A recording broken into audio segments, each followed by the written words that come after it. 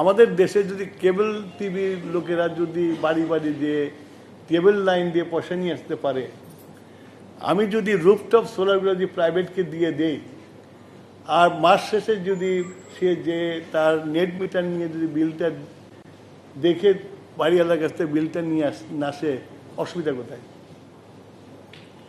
এবং শামসুল সাহেব যেটা বললেন যে বিল 60 টাকার উপরে হওয়ার কথা না, যদি 60 টাকা হয় তাহলে আমি মনে করি প্রত্যেকটা বাড়িওয়ালা তো খুশি হবে, সস্তায় বিদ্যুৎ পাচ্ছে।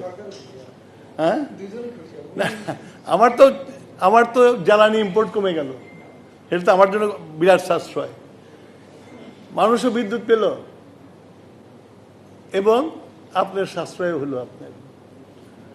তা আমি রুফটপস যেটা সোলার, এটা আমি মানে আমার পলিসির মধ্যে বলা আছে আমরা পুরো প্রাইভেট করে দেব। এবং আপনার যেগুলো জমির কথা বললেন, জমির ব্যাপারে আমি খুব সচেতন।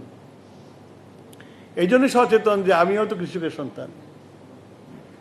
কোনো এক যুগে ব্রিটিশ আমলে আমার পূর্বপুরুষরা তো কৃষিজীবী ছিল, সেখান থেকেই তো হয়তো আমার বাবা যে সে ব্রিটিশ আমলে 24 সালে উনি পাস করছেন, নিশ্চয়ই কোনো কৃষকের সন্তান হিসেবেই তো পাস করছে।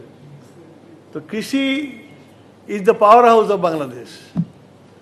তো সেইটাকে নষ্ট করার কারো কোনো অধিকার নাই। কিন্তু গত সরকার যেভাবে কৃষি জমি নষ্ট করে এই ইপিজেড আর এই শিল্প অঞ্চল, এই মুক্ত বানায় গেছে, এবং সেই সব জায়গা থেকে যেসব কৃষকদেরকে উচ্ছেদ করা হয়েছে, যাদের বাপদাদার ভিটা ছিল, আপনারা দেখেন কিনা আমি জানি না, আমি যেহেতু সিরাজগঞ্জে থাকি, অন্যান্য ডিস্ট্রিক্টে যাই, এইসব করে তাদেরকে বাস্তুহারা করা হয়েছে।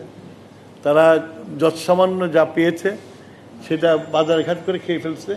এখন তারা উদ্বাস্তের মতো জীবনযাপন করছে।